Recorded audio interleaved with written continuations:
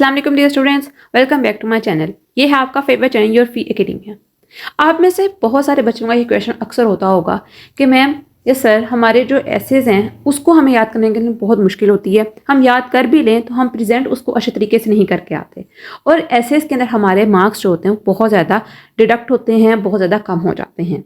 आज की video specially आप लोगों के लिए है 10th क्लास के हवाले से, जिसके अंदर मैं आप लोगों को बताऊंगी कि आप लोगों ने एसेज जो हैं अपने किस तरह पेपर के अंदर प्रेजेंट करके आने ताकि आप लोग हाईएस्ट मार्क्स गेन कर सको।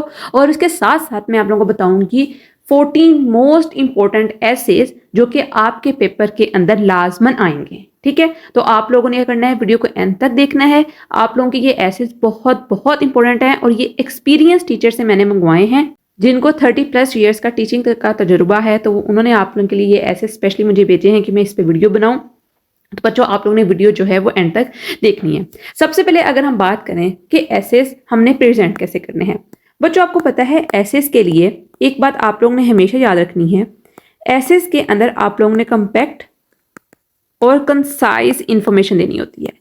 इसके अंदर आप लोगों ने ये यकीनी बनाना होता है कि आप लोगों ने इर्द गिर्द की बातें नहीं करनी। आप लोगों ने कोशिश करनी है कि जो आप लोगों को टॉपिक दिया गया है आप लोगों ने उसी के अंदर रहकर इंफॉर्मेशन प्रोवाइड करनी है। ऐसे लिखने का पहला असूल यही है कि इर्द गिर्द की बातों को निगलेक्ट कर दें और जो मेन पॉइंट है उसी के ऊपर आप लोगों ने फोकस करना है। सेकेंड चीज जो आप लोगों के एसेस को दूसरे बच्चों से डिफरेंट बनाती हैं वो होती हैं कोट्स। आम जो गाइड बुक्स आप लोग देखते हो उसके अंदर कोट्स जो होती हैं बहुत कम मेंशन होती हैं, 1 या 2। लेकिन जब हमने एसेस अपने किए थे, जब मैंने अपने 10th के अंदर एसेस किए थे तो मैंने इस तरह किए थे कि हर एक पैराग्राफ से रिलेटेड एक कोट थी, उसके बाद उससे रिलेटेड पैराग्राफ था या फिर पैराग्राफ स्टार्ट होता था कि उसके एंड पर एक कोट। इस तरह करके मैंने अपना पेपर जो था वो प्रेजेंट किया था। आपका एसेस जो होता है वो एटलीस्ट 6 to 7 पेजेस का होना चाहिए और इस 6 to 7 पेजेस के अंदर आप लोगों ने बात यकीनी बनानी है कि इंफॉर्मेशन आप लोगों की बहुत बहुत अच्छी हो, बातें रिपीट नहीं करनी। जो पेपर चेकर होता है, जब पेपर पढ़ रहा होता है तो उसको पता चल जाता है कि बच्चे ने बात रिपीट की है कि नहीं की है। रेपिटेशन से आप लोगों ने बहुत ज़्यादा इज्तनाब करना है, रेपिटेशन आप लोगों ने हरगिज़ नहीं करनी।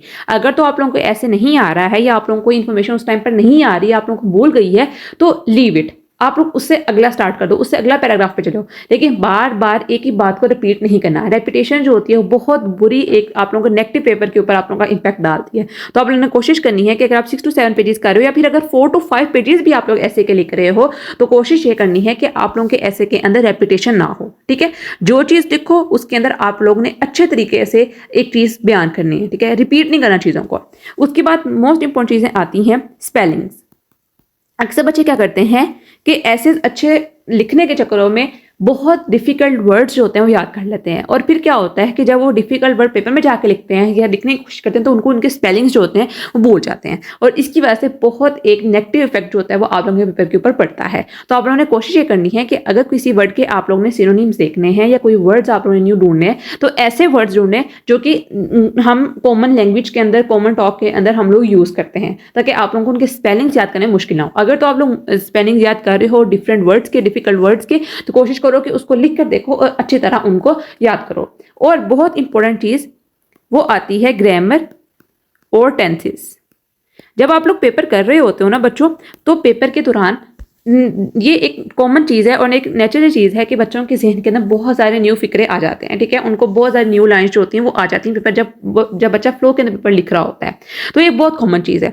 इसके अंदर बच्चे गलती ये करते हैं कि उनको पता नहीं चलता कि ग्रामर कौन सी यूज़ होनी है, टेंसेज कौन से यूज़ होने हैं और यहाँ पर वो ब्लंडर कर जाते हैं। तो जब भी आप लोगों ने कोई आपको लगे कि हाँ भी अब थोड़ा सा एक्स्ट्रा इन्फॉर्मेशन का लिखने का दिल चाह रहा है लिख लें, तो आप लोगों ने ये बात यकीनी बनानी है कि ग्रामर और टेंसेज का ध्यान रखना है क्योंकि इंग्लिश के पेपर के अंदर सबसे ज़्यादा यही चीज़ें चेक होती हैं, ग्रामर किसका यूज़ की गई, टेंसेज कौन से यूज किए गए हैं और स्पेलिंग मिस्टेक्स तो नहीं है। तो ये चीजें आप लोगों ने ध्यान रखनी है। इन चीजों को अगर आप लोग फॉलो करोगे तो मैं आपको गारंटी देती हूं कि आप लोग अपने एसेस के अंदर हाईएस्ट मार्क्स जो हैं वो सिक्योर कर लोगे। अब मैं यहाँ पर आप लोगों को बताने लगी हूँ कुछ इंपॉर्टेंट एसेस। ठीक है, आप लोगों के पास अभी दिन है, इन एसेस को बच्चों अच्छी तरह याद कर लो।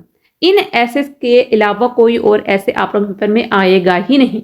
ये बहुत इंपॉर्टेंट एसेस हैं, इनको याद करो, इनको लिख कर देखो और बार बार लर्न करो। ठीक है, तो सबसे पहला जो हमारे पास मोस्ट इंपॉर्टेंट ऐसे आता है वो आता है my last day at school. आप लोग इसको याद करोगे। नंबर सेकंड में कलर चेंज करके लिखती हूँ ताकि आप लोगों को अच्छी तरह इसकी समझ आ जाए। सेकंड नंबर पर आप लोगों के पास आता है कर्टेसी। आप लोग चाहो तो अपनी बुक के ऊपर मार्क कर सकते हो और आप लोग चाहो तो बुक के ऊपर लिख भी सकते हो, स्क्रीनशॉट लेना चाहो तो स्क्रीनशॉट भी ले सकते हो। नंबर थर्ड पर आप लोगों के पास आता है a true Muslim. Number four पे बच्चों आप लोगों के पास आता है कायदे आजम।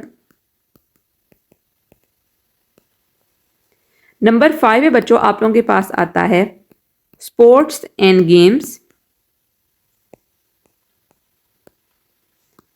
नंबर सिक्स पे बच्चों आप लोगों के पास आता है a rainy day. Number seven पे बच्चों आप लोगों के पास आता है my best friend. Number eight पे बच्चों आप लोगों के पास जो ऐसे आता है मोस्ट इंपॉर्टेंट, वो है टेलीविजन। नंबर नाइन पे जो आप लोगों के पास ऐसे आता है वो आता है विलेज लाइफ। बहुत बहुत इंपॉर्टेंट ऐसे है, ठीक है। अब इसके अंदर विलेज लाइफ के अंदर आप उसके एडवांटेजेस डिसएडवांटेजेस हर एक चीज लिख सकते हो, ठीक है। ये बहुत लेंथी और अच्छा ऐसे जो होगा वो बन जाएगा। उसके कोड्स आप लोग गूगल से देख सकते हो, हर जगह से देख सकते हो, ठीक है। चैट जीपीटी से भी इसके लिए आप लोग हेल्प ले सकते हो।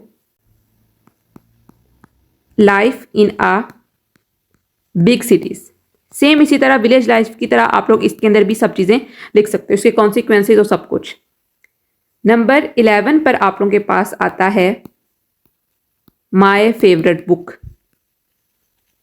मोस्ट प्रोबेबली बच्चे इसके अंदर कुरान पाक करते हैं। अगर आप लोगों को कोई और बुक अच्छी लगती है तो आप लोग उसको भी कर सकते हो, बट कुरान पाक के अंदर आप लोग बहुत बहुत ज़्यादा एक्स्ट्रा इन्फॉर्मेशन जो है वो लिख सकते हो, ठीक है। आयत लिख सकते हो, फोकस करवा सकते हो कि किस किस चीज़ों के ऊपर कुरान पाक ने तवज्जो दिलवाई है, ठीक है।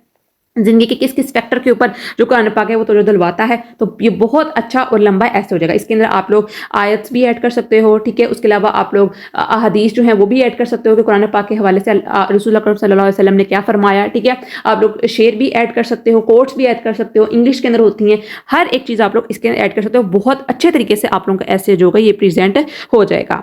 नंबर 12 पे बच्चों आप लोगों के पास मोस्ट इंपॉर्टेंट ऐसे आता है लाइब्रेरीज।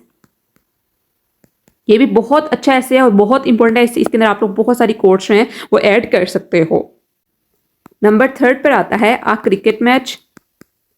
अगर तो आप लोगों के टीचर ने आप लोगों को क्रिकेट के अलावा बैडमिंटन या हॉकी मैच भी करवाया है तो एक नज़र उनको भी लाजमन देख लेना है। लेकिन क्रिकेट मैच बहुत इंपॉर्टेंट है एज कम्पेयर टू अदर्स, तो इसको तो आप लोगों ने लाजमन करके जाना है, ठीक है। लेकिन मैं हमेशा कहती हूँ कि अगर तो आप लोगों के टीचर ने इसके अलावा भी ऐसे करवाए हैं जो मैं आप लोगों को बता रही हूँ तो लाजमन करके जाएं कि अगर खुदा ना ख्वास्ता इनके अलावा अगर कोई और ऐसे आ गया और आप लोगों ने पहले किया हो लेकिन पेपर दिन आप लोग उसको रिवाइज ना करके तो आप लोगों का नुकसान होगा। तो इससे बेहतर है कि इन एसेस को आप लोगों ने लाजमन करना है, अच्छे तरीके से करना है, और वो ऐसे जो आप लोगों के टीचर्स ने करवाया उनको भी आप लोगों ने थोड़ी बहुत जो देनी है। लेकिन ये जो है most most most important essays हैं, इनको आप लोगों ने हरगिज मिस नहीं करना।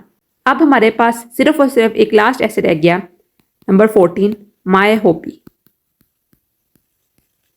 ये बच्चों आप लोगों के मोस्ट इंपॉर्टेंट एसेज हैं 10th क्लास इंग्लिश के हवाले से, जो कि इंशाअल्लाह 2025 के अंदर आप लोगों को आएंगे। मैं एक दफ़ा सारे के सारे एसेज रिपीट कर देती हूँ ताकि आप लोगों को अच्छी तरह इसकी समझ आ जाए।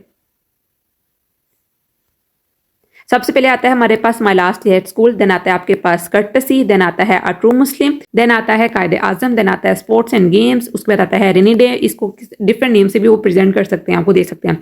माय बेस्ट फ्रेंड, ठीक है, television, village life, life in a big cities, my favourite book, libraries, a cricket match, my hobby. ये हैं मोस्ट इंपॉर्टेंट है क्लास के 2025 के हवाले से इंपॉर्टेंट एसेस, और इंशाल्लाह इसी में से आप लोगों का एसेस आएंगे। तो आज के लिए बच्चों इतना ही। आई होप्स की वीडियो आप लोगों को अच्छी लगी होगी, आपकी इन्फॉर्मेशन में इजाफा हुआ होगा। तो बच्चों आज के लिए इतना ही, कल मिलते हैं एक नई अच्छी और एक्साइटिंग वीडियो से, तब तक के लिए फी अमानिल्लाह।